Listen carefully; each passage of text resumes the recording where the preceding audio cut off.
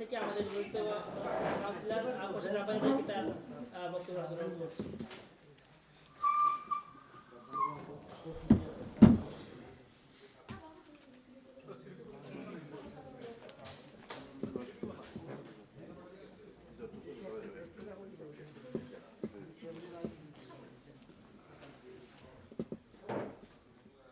আসসালামু আলাইকুম সবাইকে। bonsoir à toutes et à tous.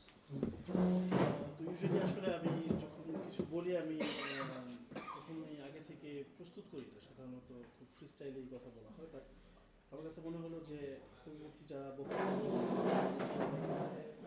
প্রত্যাশার কথা বলেছেন, অনেক কিছুই জানতে চেয়েছেন, তো সেখান থেকে আমার কাছে মনে হলো যে কিছু আইডিয়াগুলোকে কিছুটা অর্গানাইজ করে কথা বলাটা আমার মনে হয় সময়োচিত।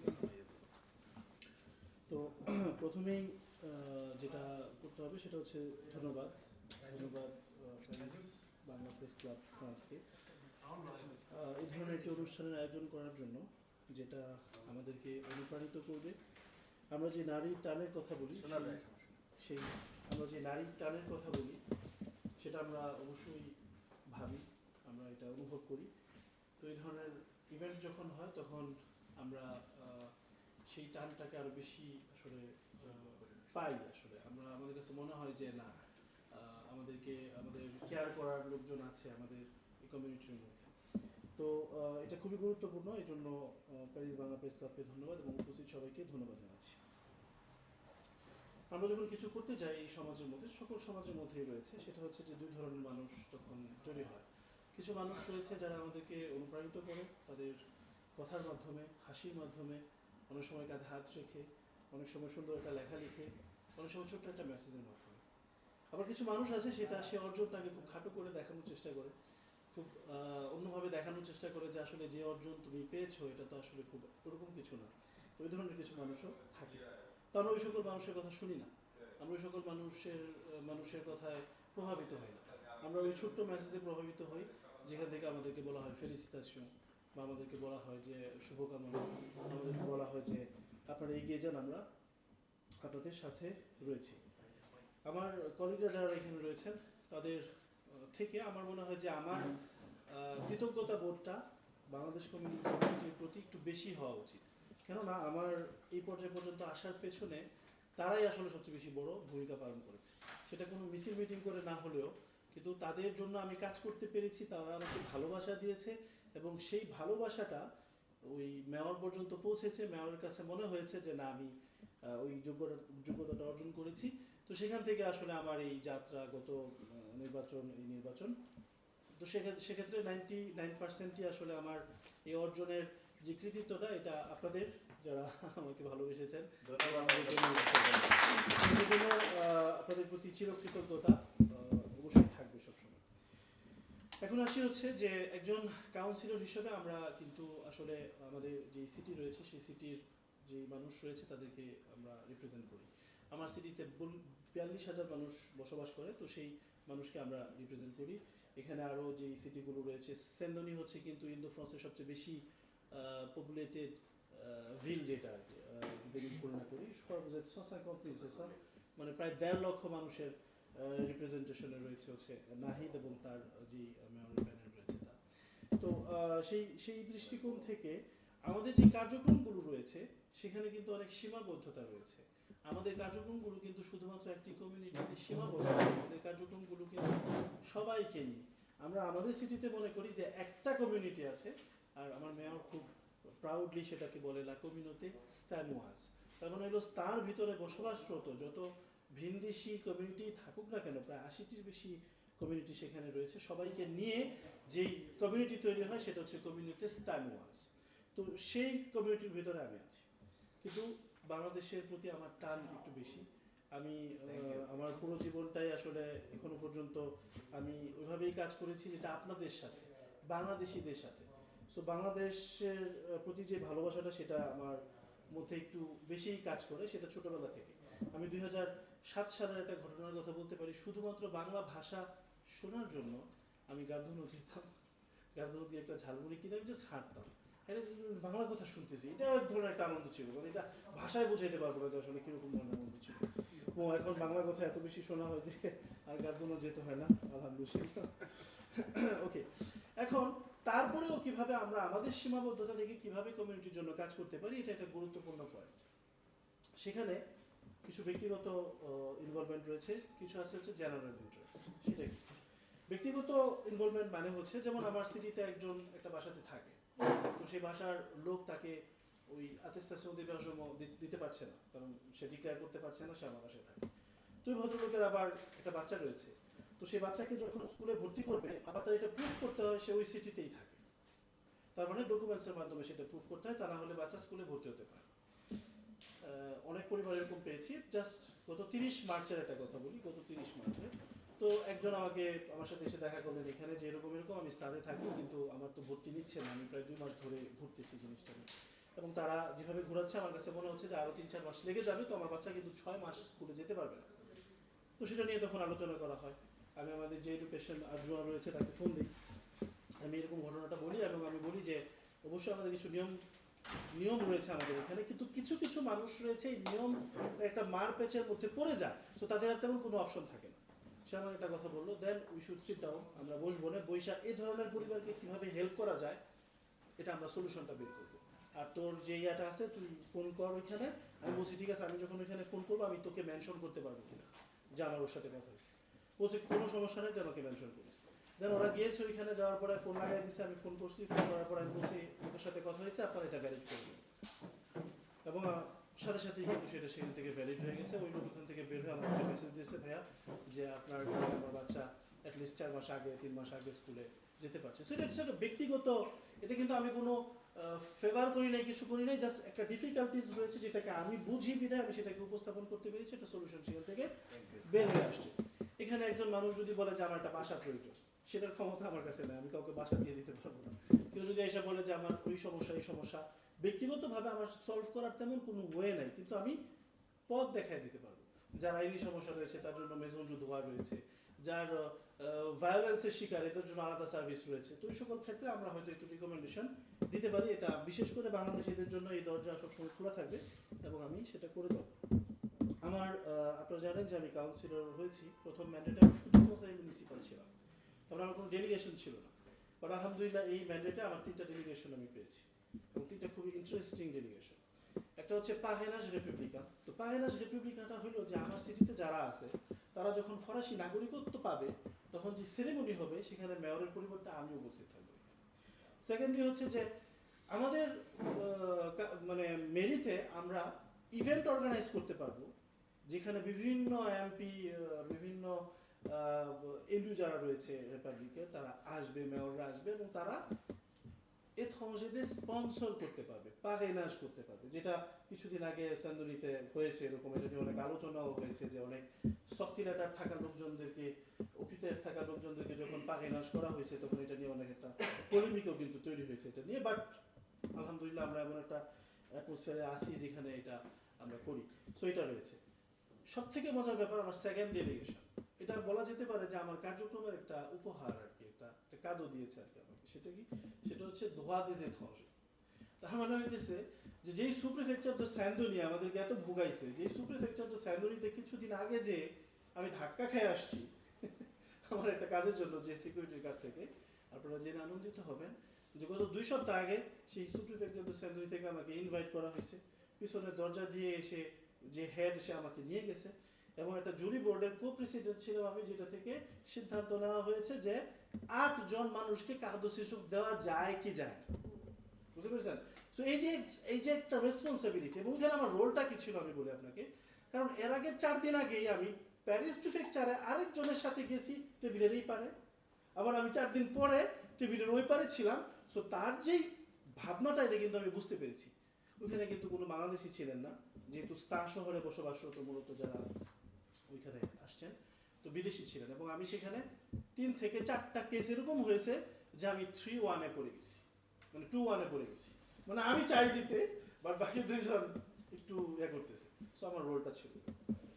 আর তৃতীয় যে ডেলিগেশনটা আমি পেয়েছি সেটা হচ্ছে লুট contre l'isolement। আপনারা জানেন যে ফরাসি কমিউনিটিতে মানুষ একাকিত্বে ভোগে একটা সময়, যে মানুষের একা থাকার একটা ইয়ে তৈরি হয়। তো সেই মানুষগুলোকে কীভাবে আমরা সহযোগিতা করতে পারি, সেই মানুষগুলোকে কীভাবে আমরা ওই ইজলমো থেকে বের করতে পারি, যারা বাসা নাই, বাড়ি নাই, রাস্তায় ঘুমাচ্ছে, করছে, তাদেরকে কীভাবে আমরা বের করে নিয়ে আসতে পারি, সেই বিষয়টা ডেলিগেশন ও মেয়রের যে ক্ষমতাটা এটা একদম একটা আগাইতের মাধ্যমে আমাকে ট্রান্সফার করে দেওয়া হয়েছে। তার মানে মেয়রের অবর্তমানে আমি যে কোনো ডকুমেন্ট সাইন করতে পারবো, যে কোনো জায়গায় যেতে পারবো, রিপ্রেজেন্ট করতে পারবো।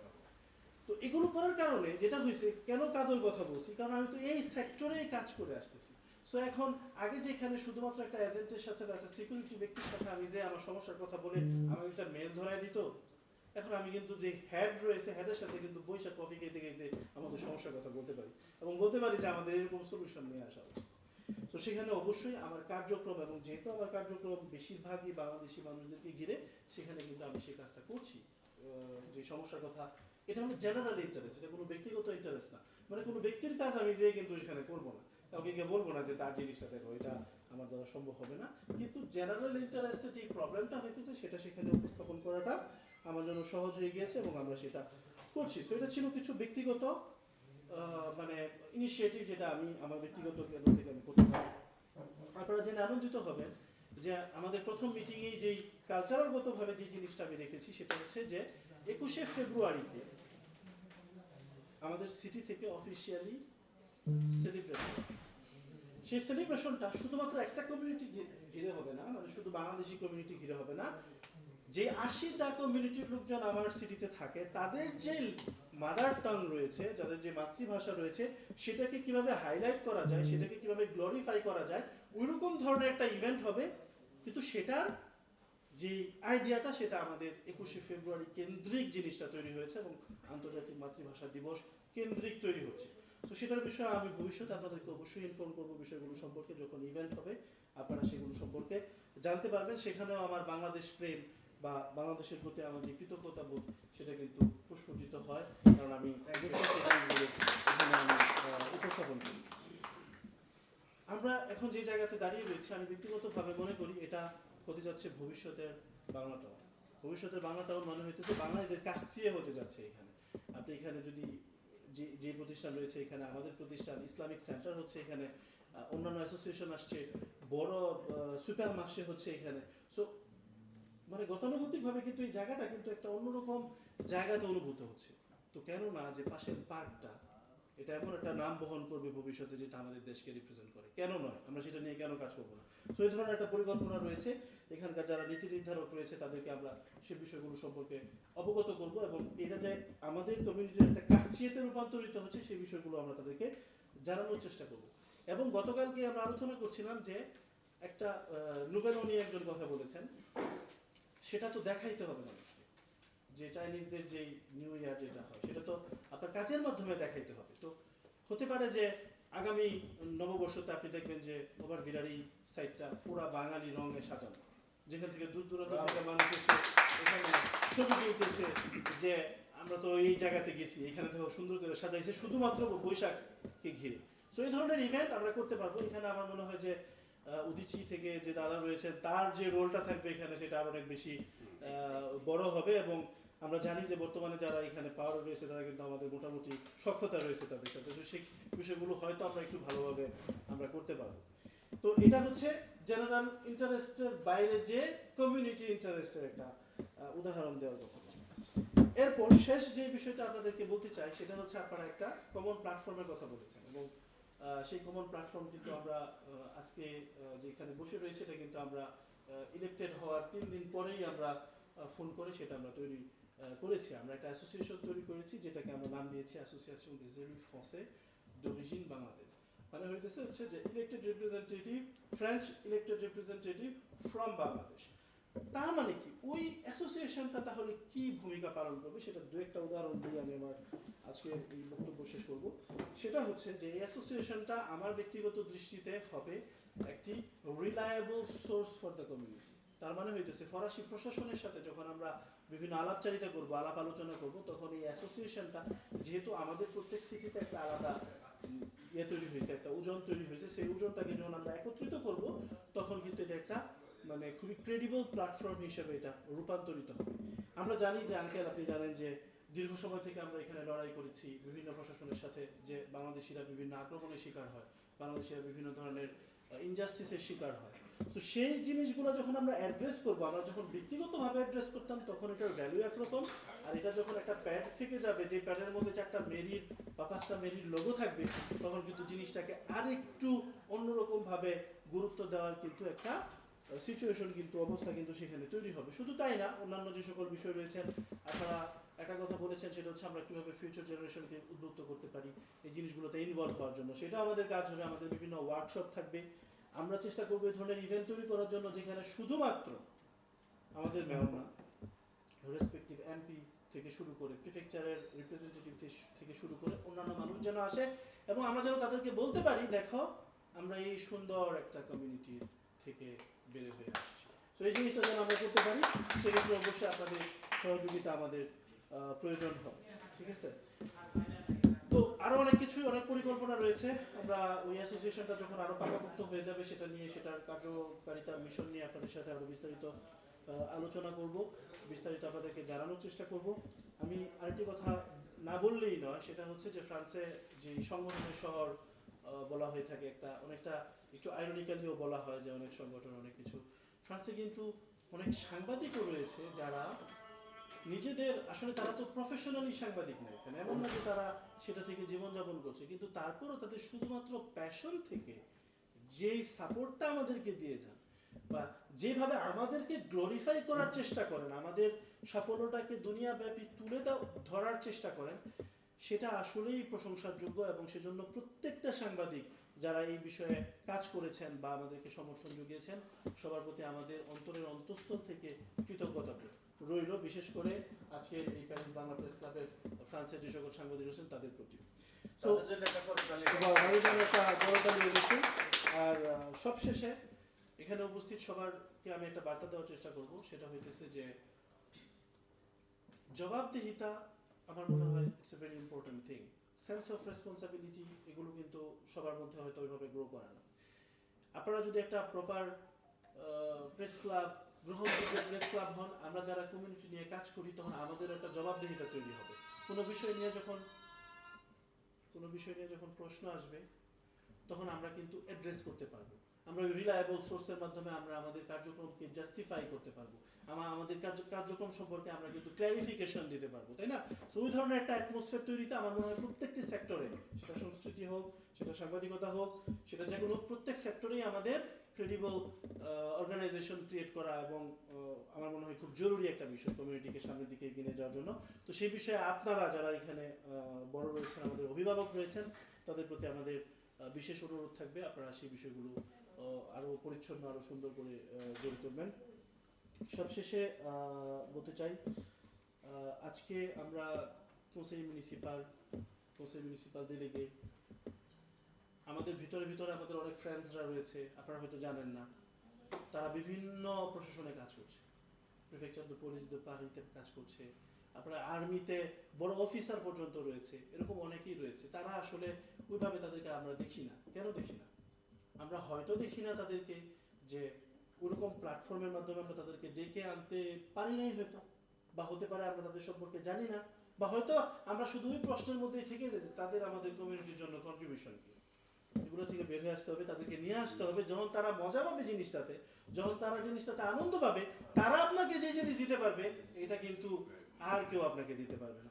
তো সেই জিনিসগুলোর জন্য আমরা কাজ করব আমাদের প্ল্যাটফর্মের মাধ্যমে। আমাদের যে ফ্রেন্ডসরা রয়েছে যারা বিভিন্ন সেক্টরে অলরেডি এগিয়ে গিয়েছে, তাদেরকে আমরা নিয়ে আসার চেষ্টা করব, তাদেরকে আমরা একটা অন্যরকম কমিউনিটির চিত্র দেওয়ার চেষ্টা করব, এবং সেই চিত্র প্রতিষ্ঠা এবং সংরক্ষণ, এই দুই ক্ষেত্রে আপনাদের ভূমিকা আমরা প্রার্থনা করছি। আর এগুলোই শেষ করছি আজকে। আর